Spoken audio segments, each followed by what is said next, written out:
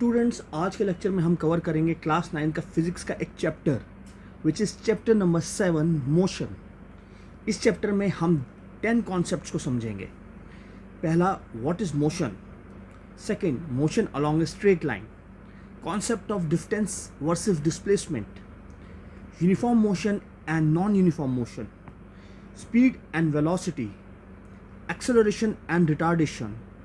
distance time graph and velocity time graph, relationship between acceleration, time and velocity, uniform circular motion, and examples and questions from the NCERT book. Chapter बहुत easy है, बस थोड़ा सा tension पे करना, सब कुछ कॉमन सेंस है। तो चलिए शुरू करते हैं पहले कॉन्सेप्ट से, which is what is motion. Motion क्या होता है? देखो, सिंपल लैंग्वेज में मोशन का मतलब होता है मूवमेंट। जब भी कोई ऑब्जेक्ट मूव करता है तो हम कहते हैं कि that object is in motion, और जब कोई ऑब्जेक्ट मूव नहीं करता तो हम कहते हैं ऑब्जेक्ट इज़ इन रेस्ट। अब मोशन के कुछ एग्जांपल्स देखते हैं। हमारी अर्थ कॉन्स्टेंटली मूव कर रही है, सो we can say earth is in motion. हमारी बॉडी में ब्लड फ्लो कर रहा है, so blood is also in motion. जब हम चल रहे होते हैं या भाग रहे होते हैं या अपना हाथ हिला रहे होते हैं, तब भी हम मोशन में होते हैं। ऐसे ही एयर में बहुत सारे पार्टिकल्स मूव कर रहे होते हैं, so the particles are also in motion. River water is in motion, sea waves are also in motion. Similarly air is also in motion. अब एयर को हम देख नहीं सकते, तो कैसे पता एयर मूव करती है? तो जब हवा चलती है और पेड़ पौधे हिलते हैं तो हम इनडायरेक्टली कंक्लूड कर सकते हैं कि एयर मूव कर रही है, जिसकी वजह से पेड़ और पौधे हिल रहे हैं, राइट? अब रेस्ट के कुछ एग्जाम्पल देखते हैं। आपके घर में टीवी फिक्स्ड है वॉल पे, तो टीवी कहीं मूव नहीं कर रहा, तो हम कह सकते हैं टीवी इज़ इन रेस्ट। ऐसे ही glass, furniture, parked car, parked scooter या कोई भी ऑब्जेक्ट जो मूव नहीं कर रहा, तो उसको हम कहते हैं कि the object is in rest. तो अगर मोशन की अब कोई डेफिनेशन देनी हो, ये तो मैंने बड़ी लेमैन लैंग्वेज में समझाया, लेकिन अगर मोशन की कोई डेफिनेशन देनी हो तो वो क्या होगी? So we can say an object is perceived to be in motion when its position changes with time। यानी टाइम के साथ साथ अगर किसी ऑब्जेक्ट की पोजीशन चेंज होती है तो उस ऑब्जेक्ट को हम मोशन में कहेंगे, right? An object is perceived to be in motion when its position changes with time. Okay, अब चलते हैं अपने सेकंड कॉन्सेप्ट पे, which is motion along a straight line. देखो, एक ऑब्जेक्ट डिफरेंट टाइप्स के मोशन में हो सकता है, या तो वो स्ट्रेट लाइन में मूव कर रहा हो, या फिर वो सर्कुलर पाथ में मूव कर सकता है, या रोटेट कर सकता है, या फिर वो इरेगुलर पाथ में मूव कर सकता है, या फिर वो वाइब्रेट कर सकता है, राइट? तो अलग अलग सिचुएशंस में अलग अलग तरह की मोशन हो सकती है एक ऑब्जेक्ट की। अभी हम बात करेंगे motion along a straight line की। अभी इस स्ट्रेट लाइन को ध्यान से देखिए। अभी इस स्ट्रेट लाइन को ध्यान से देखिए। इमेजिन करिए ये एक स्ट्रेट रोड है और इस स्ट्रेट रोड पर एक कार मूव कर रही है, बिल्कुल स्ट्रेट। तो जिस पॉइंट से कार चलना शुरू करती है उस पॉइंट को हम कहते हैं ओरिजिन। अब यहाँ पर हमारा थर्ड कॉन्सेप्ट आता है डिस्टेंस एंड डिस्प्लेसमेंट का। देखो, डिस्टेंस क्या होता है? Distance is the total path length covered by an object. यानी ऑब्जेक्ट जितना भी पाथ लेंथ, यानी जितना भी रास्ता कवर करता है, उसको हम कहेंगे डिस्टेंस कवर्ड। ठीक है? अब इस स्ट्रेट लाइन को देखो, अगर कार चलती है पॉइंट ओ से पॉइंट ए तक, तो कार ने कितना डिस्टेंस कवर किया? ओ से ए तक का पाथ लेंथ है 60 किलोमीटर्स, तो distance covered by car is 60 kilometres. Okay, अब डिस्प्लेसमेंट क्या होती है? Displacement is the shortest distance measured from the initial position of the object to the final position of the object. यानी origin point से final point तक जो भी shortest distance होगा वो होगी डिस्प्लेसमेंट। एक बात याद रखना, किसी भी दो पॉइंट के बीच का शॉर्टेस्ट डिस्टेंस हमेशा एक स्ट्रेट लाइन ही होगी। जैसे कि अगर आपके फ्रेंड का घर स्ट्रेट जाकर राइट टर्न लेने पर आता है और टोटल पाथ जो आप कवर करते हैं उसके घर जाने के लिए वो 1 किलोमीटर है, तो 1 किलोमीटर तो हो गया डिस्टेंस, लेकिन डिस्प्लेसमेंट हुई distance in straight line from home to your friends home, जो कि 1 किलोमीटर से कम होगी क्योंकि शॉर्ट ऑफ डिस्टेंस है वो, राइट। अब वापस स्ट्रेट लाइन पे आते हैं। तो जब कार पॉइंट ओ से ए तक चलती है तो डिस्टेंस हुआ 60 किलोमीटर्स, बट डिस्प्लेसमेंट कितनी हुई? ओरिजिनल पोजीशन थी कार की पॉइंट ओ और फाइनल पोजीशन थी कार की पॉइंट ए। नाउ रिमेंबर, जब भी हम एक सिंगल स्ट्रेट लाइन से दो पॉइंट के बीच का डिस्टेंस देखते हैं तो वो हमेशा शॉर्टेस्ट डिस्टेंस होगा, जैसे मैंने पहले भी बोला था, ठीक है। सो इन दिस एग्जांपल ओ से ए तक स्ट्रेट लाइन में distance is the shortest distance. तो ये शॉर्टेस्ट डिस्टेंस कितना है? 60 किलोमीटर। तो ये 60 kilometre is the magnitude of displacement. तो इस एग्जाम्पल में distance and displacement are equal, क्योंकि ओ से ए तक शॉर्टेस्ट डिस्टेंस भी वही है और ओ से ए तक पाथ लेंथ भी उतना ही कवर किया है, ठीक है। अभी हम और इसको बेटर समझेंगे और एग्जाम्पल से। अब सेकेंड एग्जाम्पल लेते हैं। यहाँ कार चलती है पॉइंट ओ से पॉइंट ए तक and then to point B, ठीक है। ओ से ए तक आती है, फिर ओ ए से बी तक जाती है। अभी डिस्टेंस कितना हुआ? डिस्टेंस हुआ ओ से A 60 kilometres plus A to B 25 kilometres. अगर ए टू बी आप कैलकुलेट करें तो ये 25 किलोमीटर होगा, क्योंकि 5 का डिस्टेंस है बीच में, तो 5 किलोमीटर 5 5 5, तो 25 किलोमीटर्स ए और बी के बीच में डिस्टेंस है। तो टोटल पाथ लेंथ कितना कवर हुआ? कितना रास्ता कवर किया गाड़ी ने? गाड़ी पहले ओ से ए तक गई, फिर ए से बी तक गई, तो यानी 60 kilometres plus 25 kilometres is 85 kilometres. गाड़ी ने 85 किलोमीटर डिस्टेंस कवर किया, ठीक है। अब यहाँ डिस्प्लेसमेंट कैसे फाइंड करेंगे? फिर से इनिशियल और फाइनल पोजीशन देखते हैं डिस्प्लेसमेंट के लिए। इनिशियल पोजीशन क्या थी? इनिशियल पोजीशन है हमारी पॉइंट ओ, ठीक है, और फाइनल पोजीशन है पॉइंट बी, ठीक है। बी पे आके गाड़ी रुकी, तो अब हम यहाँ ओ से बी का डिस्टेंस देखेंगे बस, ठीक है। ओ से बी के बीच का distance in a straight line is 35 kilometres, so displacement here is 35 kilometres and distance was 85 kilometres. Clear? अब एक और एग्जांपल देखते हैं।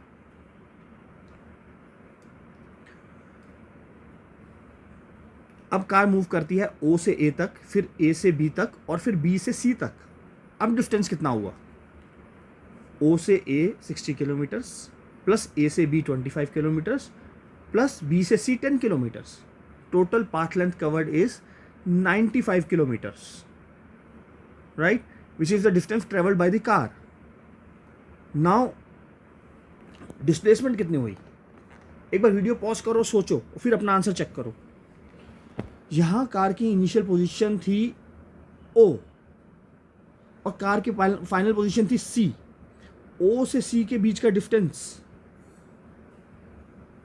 ओ से सी के बीच का डिस्टेंस ये कितना हुआ? 25 किलोमीटर्स। तो यहाँ डिस्प्लेसमेंट हो गई 25 किलोमीटर्स, ठीक है। डिस्टेंस हमारा हुआ ओ से A 60 kilometres, A to B, B to C, ठीक है। 60 प्लस 25 प्लस 10 95 हो गया टोटल, और ओ से सी के बीच का डिस्टेंस जो है 25, तो 25 हमारी डिस्प्लेसमेंट हो गई, ठीक है। अब एक लास्ट एग्जांपल और लेते हैं। अब कार मूव करती है ओ टू ए, ठीक है। O to A car move करती है and then A to B, then B to C and then C to O, ठीक है। कार मतलब पूरा डिस्टेंस आगे जाके वापस अपनी ओरिजिनल जगह पे आ जाती है। तो अब कार ने कितना डिस्टेंस ट्रेवल किया? सीधी सी बात है, 60 किलोमीटर की रोड है, वो 60 किलोमीटर गया और 60 किलोमीटर वापस आया। कितना डिस्टेंस ट्रेवल किया? 60 प्लस 60 120 किलोमीटर्स, ठीक है। अब 120 किलोमीटर डिस्टेंस हो गया। डिस्प्लेसमेंट हमारी कितनी हुई? इनिशियल पोजीशन हमारी क्या थी? पॉइंट ओ। फाइनल पोजीशन क्या है हमारा? Point O. तो इनिशियल माइनस फाइनल, दोनों ही पोजीशन ओ हैं, तो डिस्प्लेसमेंट कितनी हो गई? 0। यस। तो इस केस के अंदर हमारा डिस्टेंस 120 किलोमीटर्स और हमारी डिस्प्लेसमेंट 0 किलोमीटर्स। अब इन 4 एग्जाम्पल्स से 2 ऑब्जर्वेशंस निकल के आती हैं। ध्यान से सुनना, बड़ा इंपॉर्टेंट चीज़ है ये, ठीक है। हमने इन चारों एग्जाम्पल में अगर आप देखोगे इनको ध्यान से तो you will notice that displacement will always be less than और equal to distance but can never be more than distance. क्या आपने किसी भी एग्जाम्पल में देखा जहाँ पे डिस्प्लेसमेंट डिस्टेंस से ज़्यादा थी? ऐसा हो ही नहीं सकता। ठीक है, तो आपने जितने भी अभी तक एग्जाम्पल देखे उनमें या तो डिस्प्लेसमेंट डिस्टेंस के बराबर थी या डिस्टेंस से कम थी।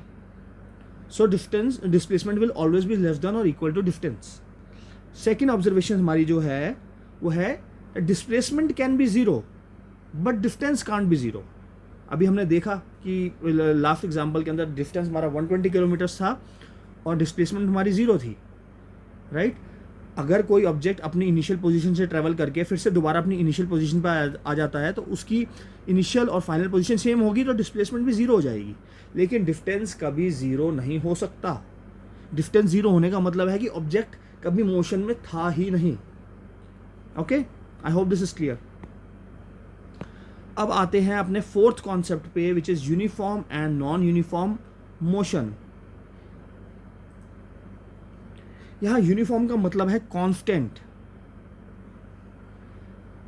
तो यूनिफॉर्म मोशन का मतलब होता है कि जब कोई ऑब्जेक्ट कांस्टेंट स्पीड से मूव कर रहा है, सेम स्पीड से मूव कर रहा है, उसकी स्पीड में कोई बदलाव नहीं है। अगर वो 20 किलोमीटर पर आवर की स्पीड पे चल रहा है तो 20 किलोमीटर पे चल रहा है, 50 किलोमीटर पर आवर पे चल रहा है तो 50 किलोमीटर पर आवर पे चल रहा है, राइट। जैसे कुछ कार्स में क्रूज कंट्रोल का फीचर आता है तो उसमें आप स्पीड सेट कर देते हो कि let's say 60 kilometre per hour की स्पीड सेट कर देते हो।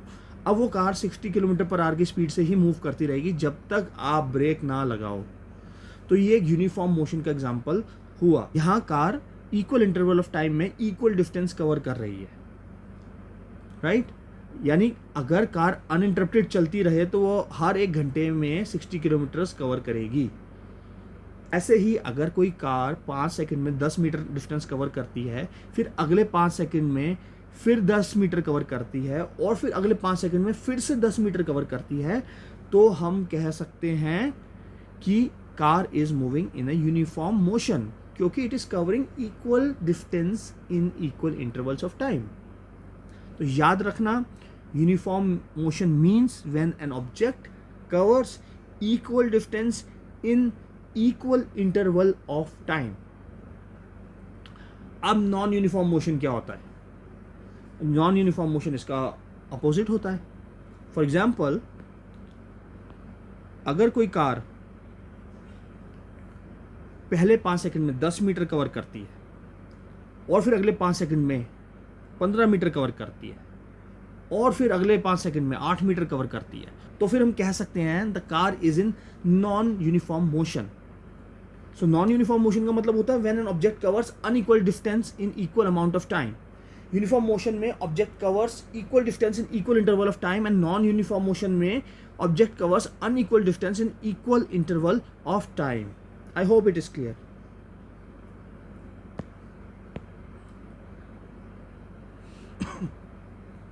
अब अपने फिफ्थ कॉन्सेप्ट पे आते हैं, स्पीड वर्सेस वेलोसिटी। अब देखो, एक ऑब्जेक्ट मोशन में है यानी मूव कर रहा है, बट वो कितनी तेज या कितने धीरे मूव कर रहा है उसको कहते हैं हम speed. So we can say speed is the measure of rate of motion, right. अगर मैं कहूँ car A 20 kilometres per hour की स्पीड से चल रही है और car B 100 kilometres per hour की स्पीड से चल रही है, यहाँ ऑब्जेक्ट्स तो दोनों ही मूव कर रहे हैं, बट हम स्पीड देखकर ये बता सकते हैं कि कार A बहुत स्लो मोशन में है और कार B काफ़ी फास्ट मोशन में है। स्पीड की स्टैंडर्ड यूनिट होती है मीटर पर सेकेंड, जिसको हम m/s या फिर ms⁻⁻1 भी लिख सकते हैं। इसे हम SI यूनिट भी बोलते हैं। SI की फुल फॉर्म होती है इंटरनेशनल सिस्टम ऑफ यूनिट्स। एक स्टैंडर्ड यूनिट होती है, मतलब नॉर्मली जब भी स्पीड को मेजर करना होता है तो मीटर पर सेकंड में करते हैं, वो स्टैंडर्ड यूनिट है। But if you have an option you can measure speed in kilometre per our also और सेंटीमीटर पर second also, right. But standard unit इसकी मीटर पर सेकेंड होती है। अब स्पीड का फॉर्मूला क्या होता है? ये तो आपने पुरानी क्लासेस में भी पढ़ा होगा। स्पीड का फॉर्मूला होता है डिस्टेंस अपॉन टाइम, यानी कितने टाइम में कितना डिस्टेंस कवर किया, उससे हमें पता लग जाता है कि गाड़ी या कोई ऑब्जेक्ट कितना तेज़ी से चला। ठीक है। अब जैसे मैं कहूँ कि एक बाइक 1 मिनट में 360 मीटर कवर करती है, तो बाइक की स्पीड क्या हुई? बाइक की स्पीड हुई 360 upon 60 seconds which is equal to 6 metre per second. So 6 metre per second is the speed of the bike.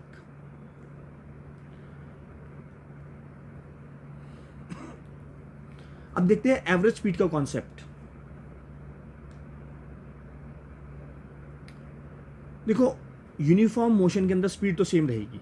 For example, एक कार क्रूज कंट्रोल पर चल रही है 60 किलोमीटर पर आवर से, तो यहाँ 60 किलोमीटर पर आवर स्पीड हो जाएगी.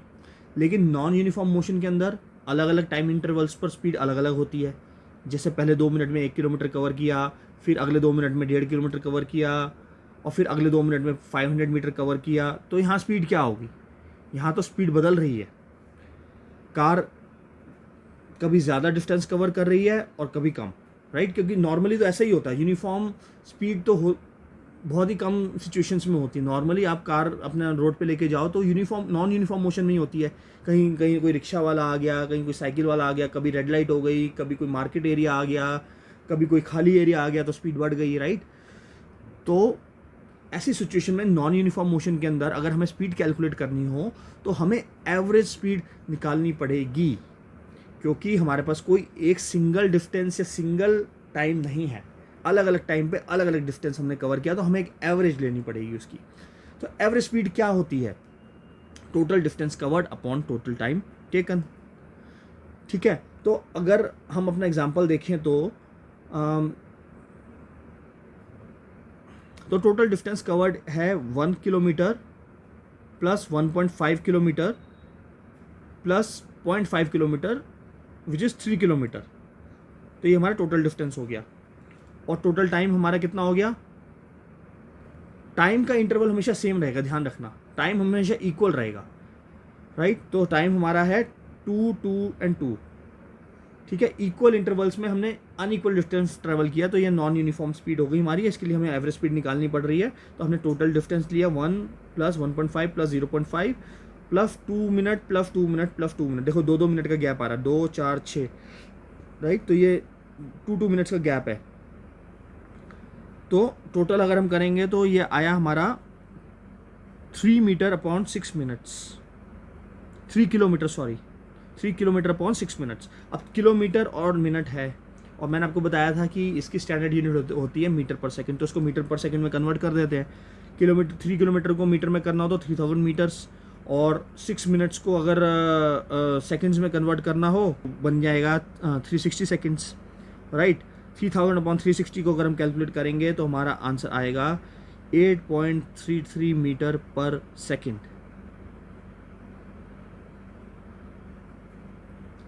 ठीक है, तो इसका मतलब हुआ कार हर एक सेकंड में 8.33 मीटर डिस्टेंस कवर करती है ऑन एन एवरेज. अब यहाँ एक एग्जांपल 7.1 दिया हुआ है एनसीईआरटी के बुक में.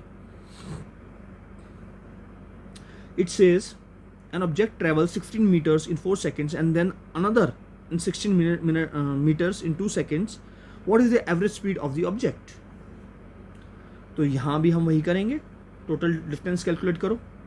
16 metres plus 16 metres which is 32 metres. ठीक है, फिर टोटल टाइम कैलकुलेट करो. 4 seconds plus 2 seconds equal to 6 seconds. So 32 upon 6 is equal to 5.33, और ये पहले ही मीटर पर सेकेंड में है, हमें कुछ चेंज करने की जरूरत नहीं है. तो 5.33 metre per second is the answer. Got it? अब हम आते हैं वेलोसिटी पे. कमिंग ऑन टू वेलोसिटी, अगर मैं कहूँ अ train is running at the speed of 100 kilometre per our, और अगर मैं कहूँ अ train is running at the speed of 100 kilometre per our 30 degrees south west, तो इन दोनों स्टेटमेंट में क्या डिफरेंस है? पहली स्टेटमेंट में 100 किलोमीटर पर आवर है विच इज़ द स्पीड, और सेकंड स्टेटमेंट में 100 kilometre per our 30 degrees south west is the velocity.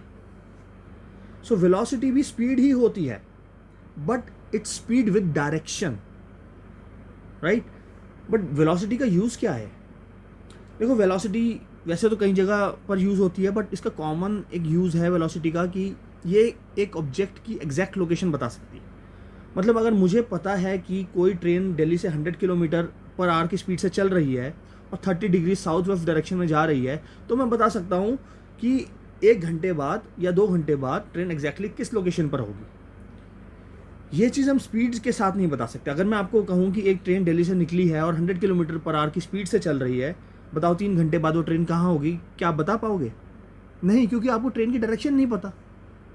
So velocity is also speed but with direction.